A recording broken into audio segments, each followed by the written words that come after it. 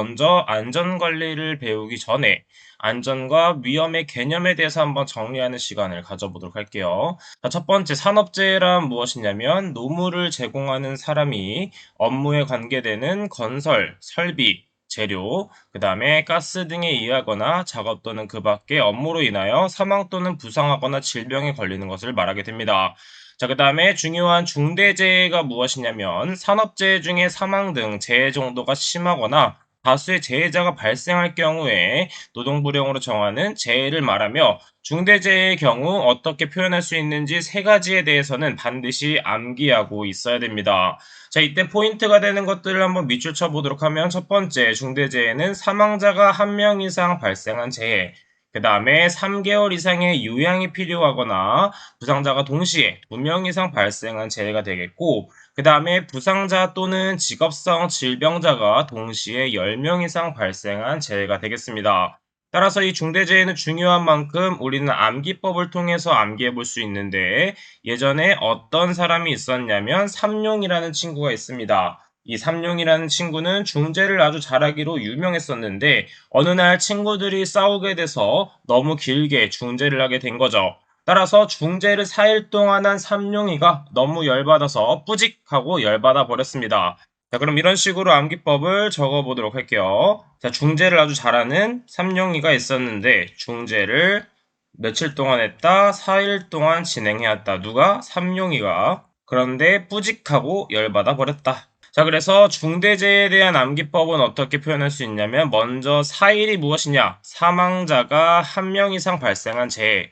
그 다음에 삼룡이는 무엇이냐면 3개월 이상의 요양이 필요한 부상자가 동시에 2명 이상 발생한 재해. 그 다음에 뿌직 열받아는 부상자 또는 직업성 질병자가 10명 이상 발생한 재해가 되겠습니다. 자, 중대재해는 실기시험에서도 출제되기 때문에 반드시 암기해 주도록 하겠습니다.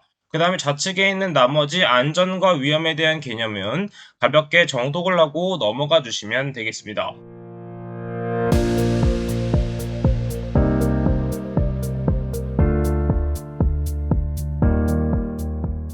자, 다음은 안전보건관리의 제1론 중에서 사고의 본질적인 특성에 대해서 보도록 하겠습니다. 자, 사고는 어떨 때 발생하냐라고 생각해 본다면 첫 번째, 사고의 시간성을 볼 수가 있습니다. 자, 사고의 시간성이란 무엇이냐면 사고는 공간에서 발생하는 것이 아니라 시간적으로 발생한다. 그렇기 때문에 사고의 시간성이라고 볼 수가 있겠고, 그 다음에 두 번째 필연성 중에 우연성이란 무엇이냐면 인간 착오와 같이 우연적 사고도 존재한다라는 뜻이 되겠습니다. 그 다음에 세 번째, 우연성 중에 또 법칙성이 발생하게 되는데 사고는 우연히 발생하는 것이 아니라 어떠한 특정 법칙에 따라 발생할 수 있기 때문에 우리는 이 안전을 충분히 이용해서 막을 수 있다라는 법칙이 되겠고, 마지막으로 사고의 재현 불가능성은 무엇이나 이지와 무관하게 발생한다. 즉 상황 재현을 할 수 없다라고 볼 수가 있습니다. 따라서 사고는 이 네 가지의 특성에 따라서 발생한다라고 볼 수가 있겠죠. 자, 그 다음에 아래쪽에 이것을 이용해서 재해 발생에 관한 이론 두 가지를 암기해 보도록 하겠습니다. 첫 번째는 하인리의 법칙, 두 번째는 버드의 법칙이 있는데 이 비율이 정말 중요합니다. 하인리의 법칙은 1대 29대 300의 비율로 나타낼 수 있고 이때 1이 되는 것은 사망 또는 중상, 그 다음에 29건은 경상해, 그 다음에 300건은 무상해 사고가 됩니다. 즉 어떤 사고가 발생했을 때는 총 330개를 기준으로 보았을 때 330개의 사고가 발생하게 되면 꼭 한 명은 사망하는 사고가 발생하게 되고 29개의 경상해가 발생하며 그중 300까지는 무상해 사고가 된다라고 볼 수가 있겠죠. 자, 그럼 우측에 있는 기출문제 한번 풀어보도록 하겠습니다. 하인리의 재구성 비율에 따라서 경상사고가 87이 발생했다면 무상의 사고는 몇 건이 발생하는가? 자, 하인리의 재구성 비율은 몇이었다? 1대 29대 300이 되겠습니다. 자, 이때 1은 무엇이다? 1은 중상, 그 다음에 29는 경상, 그 다음에 300은 무상의 사고가 되겠습니다.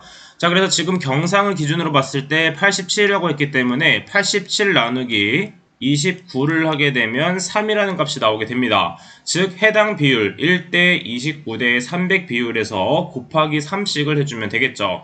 따라서 곱하기 3씩을 해주게 되면 3대 87대 900이 된다라는 걸 알 수가 있습니다. 따라서 무상의 사고는 몇 건이 발생하는가? 900건이 발생한다는 걸 알 수 있고, 전체적인 사고는 얼만큼 발생하는가 하면 모두 더해야 되기 때문에 990이 된다라는 걸 알 수가 있습니다. 하지만 문제에서는 무상의 사고에 대해서만 언급을 했기 때문에 900건인 3번이 정답이 된다라는 걸 볼 수가 있겠죠. 자, 그 다음에 두 번째 버드의 법칙에 대해서 보도록 하겠습니다. 자, 버드의 법칙은 총 4가지로 나눌 수가 있는데 1대, 10대, 30대, 600이 되겠고, 자, 이때 1은 무엇이냐면 가장 큰 사고인 중상 또는 폐질, 그 다음에 10건은 경상해가 발생되고 30건은 무상해 사고, 그 다음에 600건은 무상해 무사고가 발생하게 되는데, 이때 무상해 무사고가 무엇이냐? near accident라고 할 수 있는데, 인적, 물적 손실이 발생하지 않는 상태이며 위험 순간 또는 아차 사고라고 하여 잠재적인 위험 요소라고 볼 수 있습니다. 마찬가지로 버드의 법칙도 이 전체적인 게 발생하는 것이기 때문에 641건이 발생된다고 볼 수 있고, 일반적으로 버드의 법칙은 이 비율을 이용해서 몇 건이 발생하냐라는 것을 풀어낼 줄 알아야 되기 때문에 우측에 있는 기출문제를 같이 보도록 하겠습니다.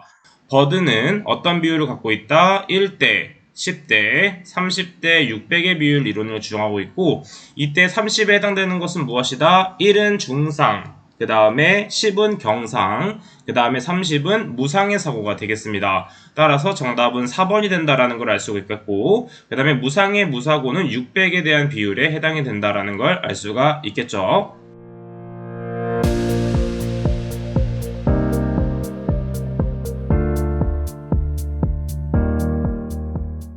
자, 다음은 코시아 가이드라는 것이 있는데, 이 코시아 가이드는 무엇이냐면 법령에서 정한 최소한의 수준이 아닌 더 높은 수준의 안전보건 향상을 위해서 참고할 수 있는 광범위한 기술적 사항에 대해서 적혀 있는 것으로, 사업장의 자율적 안전보건 수준 향상을 지원하기 위한 기술 지침이라고 볼 수가 있겠습니다. 따라서 우리는 이 코시아 가이드를 왜 확인해야 되냐면, 이것에 대한 인자들이 모두 시험에 출제되기 때문이죠. 시험에서 자주 출제되는 것은 이론상에 제가 추가드렸지만, 질문사항이 해결되지 않을 경우 이 코시아 가이드에 들어가서 직접 확인하는 것도 공부 중 하나의 방법이 되겠습니다. 첫 번째 확인하는 방법을 한번 알아보도록 할게요. 먼저 한국산업안전공단에 접속하게 되면 자료마당이라는 것이 있습니다. 자료마당에 접속하신 후에 그 다음에 코시아 가이드를 검색해서 봐주시면 되겠습니다. 자, 그래서 일반적으로 코시아 가이드의 분류기호는 다음과 같습니다. 자, 이때 두 번째 있는 것이 분야 또는 업종별 분류기호, 그 다음에 공표 순서, 재개정 연도가 되겠는데, 자, 일반적으로 이것을 모두 암기하지 말고 이런 것이 있다 정도 체크하고 넘어가 주시면 되겠습니다. 자, 마찬가지로 아래쪽에 있는 부분의 표에 대한 기호도 그냥 가볍게 읽고 넘어가 주시면 되겠죠. 다음 페이지도 마찬가지로 분야별 위원회의 심의 의결 내용이 있는데, 이 부분도 가볍게 정독을 넘어가도록 하겠습니다. 자, 해당 부분은 24년도에 새롭게 추가된 부분이기 때문에 시험에 100% 나온다라는 보장은 없지만 나올 가능성이 있으므로 이렇게 정독을 통해서 한번 체크를 해주도록 할게요. 자, 여기도 가볍게 읽고 넘어가주고, 그 다음에 제일 중요한 게 무엇이다? 안전보건관리 조직의 기본 형태에 대해서는 반드시 알고 있어야 됩니다. 총 3가지의 형태가 존재하게 되는데, 먼저 아래쪽을 보면, 표를 보면서 한번 보도록 할게요. 자, 첫 번째 라인형, 그 다음에 두 번째는 스태프형, 세 번째는 이 두 가지가 합쳐진 라인 스태프형이 되겠습니다. 자, 먼저 라인형을 보게 되면 따로 안전관리자가 존재하지 않고 공장장이 모두 안전과 생산을 지시하는 것을 볼 수가 있습니다. 따라서 이렇게 직접적으로 명령을 하기 때문에 직계식 라인형일 경우에는 명령 계통이 간단하다는 장점이 있고, 그 다음에 안전에 관한 지시와 전달이 신속 정확하다는 특징이 있습니다. 하지만 안전관리자가 아닌 공장장이 직접 지시하기 때문에 안전에 관한 전문적인 지식과 기술이 부족할 수 있고, 그 다음에 라인에 대한 과중한 책임을 주어질 수 있다라는 단점이 있겠죠. 자, 그리고 두 번째는 스태프형입니다. 자, 안전 스태프가 공장장부터 관리자, 감독자, 작업자까지 모두 간섭을 하는 경우가 되겠죠. 자, 이렇게 할 경우에는 당연히 안전에 대한 지식이 많은 사람이 이렇게 지시를 하기 때문에 안전에 관한 전문적인 지식 및 기술 축적이 용이할 수 있겠고, 경영자에게 지도 조언을 할 수 있는 역할을 할 수 있습니다. 하지만 생산은 공장장이 명령을 하고 안전은 안전 스텝이 명령을 하는 거기 때문에 이 공장장과 안전 스텝과의 사이가 안 좋아질 수 있다라는 특징이 있습니다. 일반적으로 회사에 적용했을 때도 이 안전 스태프랑 공장장이랑 많이 싸우는 경우가 있습니다. 그런데 공장장보다는 특히 이 관리자와 안전 스태프와 싸우는 경우가 많겠죠. 왜냐하면 공사가 진행되다 보면은 당연히 빠르고 더 많이 생산되고 그다음에 빠르게 짓는 것이 중요하기 때문에 관리자는 보다 더 빠르게 진행하라고 할 것이고, 하지만 안전 스태프는 안전사고가 발생하면 안 되기 때문에 보다 더 천천히, 보다 더 신중하게 작업을 하게 명령을 할 수밖에 없습니다. 따라서 이 관리자와 안전 스태프, 실제 현장에서 많이 충돌하는 관계가 되겠습니다. 자, 그래서 단점이 무엇이다? 생산과 안전을 별개로 취급하게 되겠고, 생산 부분은 안전에 대한 책임과 권한이 없기 때문에 관리자는 계속 일만 시키게 되는 것이죠. 자, 이것을 보완한 것이 무엇이다? 라인 스태프형 안전관리 조직이 되겠습니다. 제 두 가지를 합쳐졌기 때문에 안전 스태프와 공장장이 회의를 해서 안전 지시와 생산 지시가 진행되기 때문에 보다 안전에 관한 지식 및 기술 축적이 용이할 수 있겠고, 그 다음에 안전에 관한 지시 전달이 신속 정확하다는 장점이 있겠죠. 자, 근데 단점으로는 이 안전 스태프가 공장장한테 너무 관여해서 월권 행위가 우려될 수 있는 단점이 있다 정도 체크해 주시면 되겠습니다.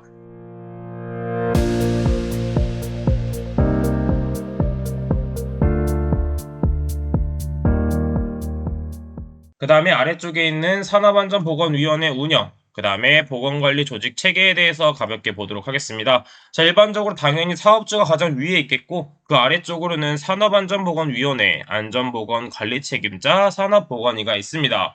자, 일반적으로 우리는 중요한 게 이 안전보건관리 책임자를 기준으로 보도록 하면, 안전보건관리 책임자 아래쪽으로는 안전관리자, 그 다음에 감독관리자, 보건관리자가 있습니다. 자, 일반적으로 우리가 이 자격증을 취득해서 취업을 하게 되면 안전관리자로 대부분 취업하게 될 텐데, 안전관리자는 독단적으로 사업주와 연결되는 것이 아니라 이 안전보건 관리 책임자와 연결이 돼서 보좌하는 역할이 되겠습니다. 이 안전관리자는 당연히 관리감독자에게 지도 조언을 해주는 것이겠죠. 그래야지 근로자들이 안전하게 작업할 수 있는 환경이 만들어지겠고, 마찬가지로 보건관리자도 안전보건관리 책임자를 보좌하는 역할을 해주며, 마찬가지로 관리감독자에게 지도, 조언하는 역할을 해준다라는 것 정도만 체크를 해주면 되겠습니다. 그 다음에 우측에 있는 산업안전보건위원회 및 안전보건관리 책임자를 두어야 하는 건설공사의 기준을 보게 되면, 건설업일 경우에는 공사금액 120억 원 이상, 그 다음에 안전보건관리 책임자의 경우에는 20억 원 이상이다라는 거 체크하고 암기해 주시면 되겠습니다. 자, 그 다음에 아래쪽에 있는 사업주의 의무는 좀 당연할 수 있는데, 첫 번째는 무엇이다? 당연히 산업재해 예방을 위한 기준을 당연히 지켜줘야 되겠고, 쾌적한 작업 환경을 조성해야 되고, 근로조건을 개선해줘야 되겠죠. 좀 당연한 얘기이기 때문에 가볍게 읽고 넘어가 주시면 되겠습니다. 그 다음에 아래쪽에 있는 부분, 산업안전보건위원회를 설치 운영해야 할 사업의 종류 및 규모에 대해서 보도록 하면, 해당 부분에 대해서는 암기할 부분이 워낙 많고 실기 시험에서도 출제되고 있기 때문에 반드시 어떤 상시 근로자가 50명 이상일 경우가 어떤 사업의 종류, 그 다음에 농업일 경우는 어떤 종류가 있다 정도는 체크해 주도록 하겠습니다. 자, 산업안전보건위원회 구성. 자, 필기에서는 많이 출제되지 않았지만 실기에서 출제된 경우가 있기 때문에 근로자위원회 종류와 사용자위원회 종류에 대해서는 암기를 해주고, 그 다음에 회의가 진행됐을 때는 정기회의는 분기마다 진행한다 정도는 암기를 해주시면 되겠습니다. 실기에서 출제되었다는 것은 필기에서도 출제될 가능성이 있다는 것이기 때문에 빈도수는 낮지만 반드시 암기해 주도록 하겠습니다. 아래쪽 보게 되면 노사협의체에 대한 것이 있습니다. 자, 노사협의체도 마찬가지로 실제 근무에 투입하게 되면 이 협의체 기업에 대한 것을 알고 있어야 되기 때문에 공사금액이 120억 원 이상, 토목 공사업은 150억 이상인 건설공사에서 반드시 설치해야 됩니다. 마찬가지로 다음 페이지를 보도록 하면 근로자위원과 사용자위원을 암기해줘야 되고, 이때 회의 진행, 정기회의일 경우에는 2개월마다, 임시회의일 경우에는 위원장이 필요하다고 인정할 때마다 소집이 됩니다. 따라서 우리가 안전관리자로 들어가게 되면 이 정기회의에 대한 서류를 만들어줘야 되겠죠. 그리고 2개월마다이기 때문에 예를 들어 4월부터 공사가 진행됐다면 4월, 6월, 8월 이런 식으로 서류를 만들어주면 되겠습니다. 그 다음에 협의사항에 대해서도 가볍게 정독을 해주면 되겠죠. 자, 그 다음에 안전관리자는 어떤 식으로 선임이 되는지 한번 가볍게 보도록 할게요. 첫 번째, 안전관리자를 두어야 되는 사업 중 상시 근로자가 300인인 사업장. 그 다음에 건설업인 경우에는 공사 금액이 120억 원 이상이거나 근로자 300인 이상을 사용한 사업장이 되겠습니다. 자, 그 중에서도 어떤 사업이냐에 따라서 안전관리자의 투입 인원이 달라지기 때문에 이 인원수도 모두 암기를 해줘야 되겠습니다. 마찬가지로 해당 표도 실기시험에 가끔 출제되는 부분이기 때문에 이 전체를 외운다고 생각하지 마시고 기출문제에 나왔던 부분은 반드시 외우고 전체적으로 정독을 하면서 대략적으로 이런 사업일 경우에 안전관리자가 이 정도 투입되는구나 정도만 체크를 해주시면 되겠습니다.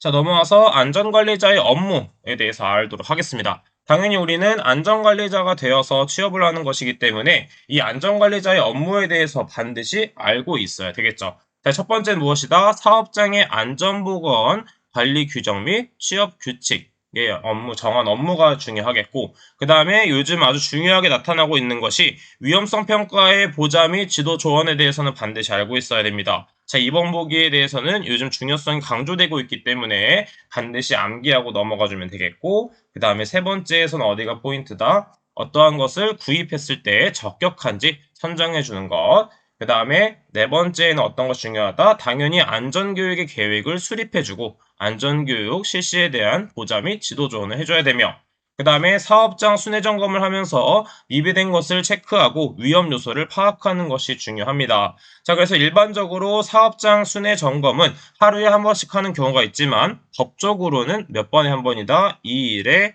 1회를 진행해 주시면 되겠습니다. 마찬가지로 이 순회 점검도 서류화를 해야 되는데 서류화할 때도 마찬가지로 이틀에 한 번 정도는 반드시 서류를 구비를 해줘야 된다라고 암기를 반드시 해줘야 되겠고, 실무에 반드시 포함되는 부분이기 때문에 반드시 따로 암기를 많이 해주시면 되겠습니다. 자, 그다음에 마찬가지로 나머지 재해 발생했을 경우 어떻게 처리되는지, 재해가 발생되지 않기를 바라겠지만 반드시 재해는 발생하기 때문에 발생했을 때 대처 요령도 반드시 알고 있어야 되겠습니다.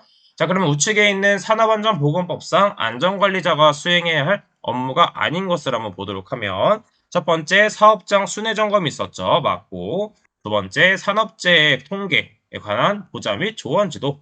그 다음에 세 번째는 틀리게 되는데 전체 환기장치, 국소 배기장치 같은 게 나오게 되면 안전관리자가 아니라 보건관리자의 업무가 되겠습니다. 자, 일반적으로 보건관리자는 누가 하냐면 의사, 간호사, 혹은 산업위생과 대기산업기사 이상을 취득한 경우 보건관리자로 들어갈 수가 있습니다. 자, 마찬가지로 4번 안전교육계획과 안전교육 실시에 대한 보좌 및 지도가 안전관리자의 업무가 되었었죠.